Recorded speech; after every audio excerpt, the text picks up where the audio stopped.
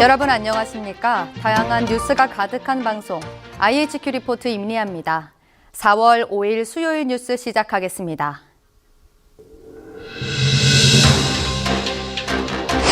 4.5 재보궐선거가 오늘 시작됐습니다. 전국 5개 시도의 9개 재보궐선거구 지역에서 치러지는 이번 선거는 오전 6시에서 오후 8시까지 진행됩니다. 이태원 참사 대응 과정에서 컨트롤타워 역할을 제대로 수행하지 않았다는 이유로 국회에서 탄핵 소추된 이상민 행안부 장관에 대한 탄핵 재판이 시작됐습니다. 이 장관 측은 파면당할 만큼 중대한 위법은 없었다고 주장했습니다. 노동계가 내년도 최저임금으로 시간당 12,000원을 요구했습니다. 예상한 대로 20%대 인상안을 제시했는데 경영계는 지급 능력을 고려해야 한다는 입장입니다. 최저임금위원회는 오는 6월까지 금액을 확정할 예정입니다. 지난해 직원 평균 연봉이 1억 원이 넘는 이른바 1억 클럽에 입성한 대기업 수가 35곳에 달했습니다. 3년 새 무려 4배 가까이 증가했습니다. 지난달 물가 상승률이 4.2%를 기록했습니다.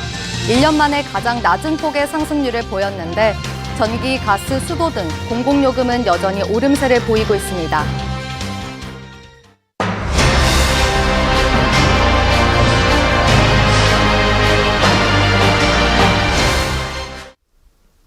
(4.5) 재보궐선거가 오늘 시작됐습니다. 전국 5개 시도의 9개 재보궐선거구 지역에서 치러지는 이번 선거는 오전 6시에서 오후 8시까지 진행되는데요.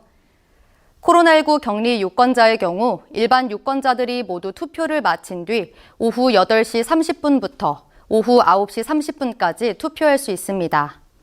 이번 재보궐선거는 국회의원을 뽑는 전북 전주시 을과 교육감을 뽑는 울산 등 모두 9곳에서 진행되는데요. 선거는 국회의원 1곳 등 3곳, 보궐선거는 기초단체장 1곳, 교육감 1곳 등 6곳입니다. 특히 이번 전주-을 선거구는 전국에서 유일하게 국회의원 재보궐선거가 치러지는 곳인데요. 이번 재선거에는 국민의힘 김경민, 진보당 강성희, 무소속 임정엽, 김광종, 안혜욱, 김호서 등 6명이 등록했습니다. 이상직 전 국회의원이 공직선거법 위반으로 낙마하면서 치르게 돼 이전 의원을 공천한 민주당은 공천을 포기했는데요. 민주당 소속이던 임정엽, 김호서 후보는 탈당 후 출마했습니다. 오후 4시까지 투표율은 21.2%로 집계됐습니다.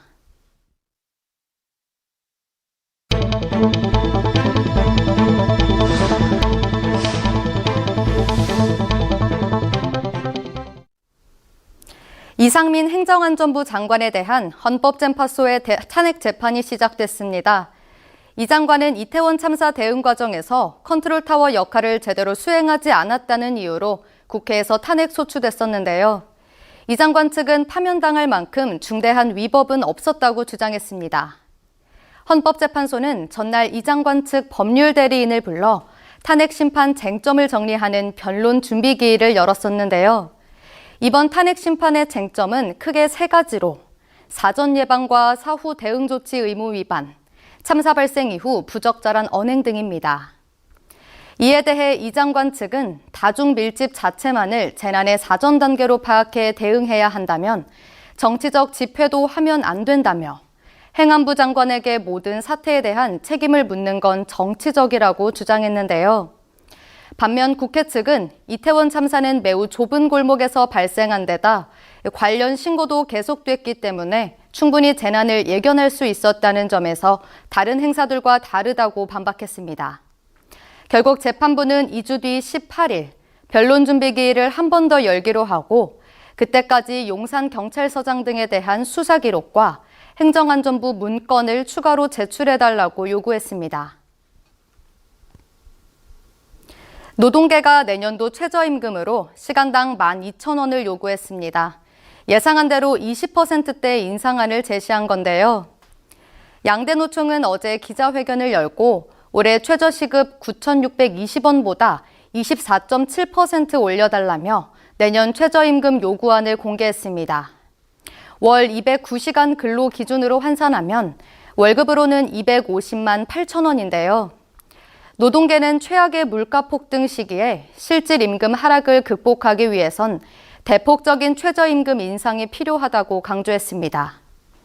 최근 5년간 최저임금의 전년 대비 평균 인상률은 5.06%였는데요. 경영계는 지급 능력을 고려해야 한다는 입장인데 아직 구체적인 안을 내놓지는 않았습니다. 일부 소상공인과 자영업자들은 최저임금 동결을 요구하고 있는데요. 이들은 치솟는 물가에 인건비 감당이 안 돼 혼자 일해야 하냐며 곡소리를 내고 있습니다. 최저임금위원회는 심의 요청을 받은 날부터 90일 이내에 최저임금 수준을 노동부 장관에게 제출해야 하는데요. 오는 6월까지 금액을 확정할 예정입니다. 노동부 장관은 매년 8월 5일까지 최저임금을 결정해 고시해야 합니다.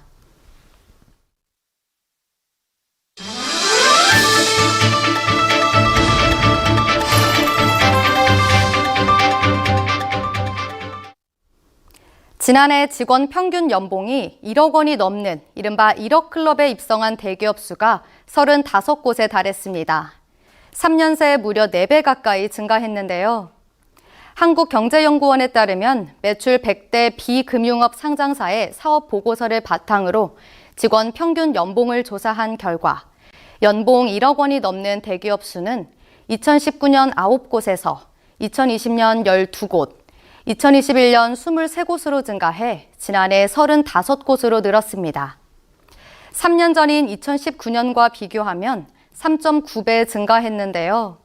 연구원은 고물가 지속으로 임금 상승률이 높았던 것이 원인으로 보인다고 설명했습니다. 특히 2019년부터 지난해까지 직원 평균 연봉 1억 원을 유지한 기업은 삼성전자, S-오일, SK하이닉스, 삼성물산, SK텔레콤, 삼성 SDS, LX인터내셔널, 그리고 롯데 정밀화학 등 8곳이었는데요. 이들 기업의 직원 평균 연봉은 2019년 1억 835만 원에서 지난해 1억 3,662만 원으로 26.1% 늘었습니다. 연봉 증가율로 보면 국내 최대 컨테이너 선사인 HMM이 102.4%로 증가율이 가장 높았는데요. 6,105만 원에서 1억 2,358만 원으로 눈에 띄게 증가했습니다. 연구원은 올해 지난해보다 3곳 늘어난 38곳이 1억 클럽에 가입할 것이라고 내다봤습니다. 지난달 물가 상승률이 4.2%를 기록했습니다.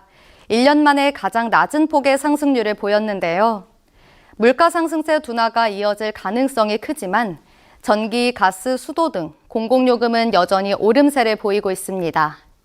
물가 상승세는 지난해 5월 5%를 넘긴 뒤 7월에는 6.3%로 정점을 찍었습니다. 이후 지난 2월 4%대로 떨어졌는데요. 상승률 둔화에 가장 큰 영향을 미친 건 석유류 가격 하락입니다. 1년 전보다 14.2%나 떨어져 2020년 11월 이후 하락폭이 가장 컸습니다. 그러나 공공요금 상승세는 여전했는데요. 전기, 가스, 수도는 28.4%나 올라 2월에 이어 2010년 이후 최고치를 기록했습니다. 전체 소비자 물가 상승률은 크게 둔화했지만 변동성이 큰 농산물과 석유류를 제외한 근원 물가는 4.8% 올라 2월과 같은 상승률을 기록했습니다. 게다가 공공요금 인상 요인과 석유류를 비롯한 국제 원자재 가격 등 여러 불확실한 요인은 여전히 변수로 남아 있습니다.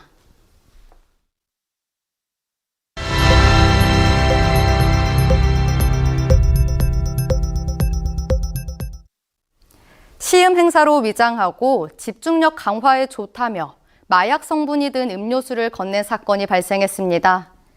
어제 오후 강남 학원가에서 40대 남성과 20대 여성이 고등학생들을 대상으로 집중력 강화 음료를 나눠줬다고 하는데요. 알고 보니 이 음료에선 마약 성분이 검출됐습니다. 의심 없이 음료를 마신 학생 2명은 어지럼증을 호소했다고 하는데요.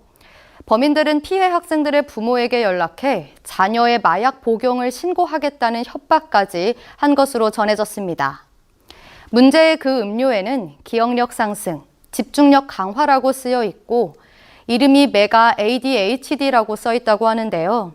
전국적으로 유사한 사례가 발생했을 가능성도 있으니 경찰은 유사 사례가 있으면 112에 신고를 해달라고 당부했습니다. 오늘 오전 9시 45분쯤 경기 성남시 분당구 탄천을 가로지르는 정자교회 보행로 구간이 무너졌습니다.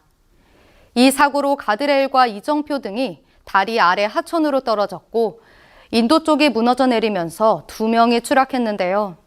40대 여성은 숨졌고 20대 남성은 중상을 입고 치료를 받고 있습니다.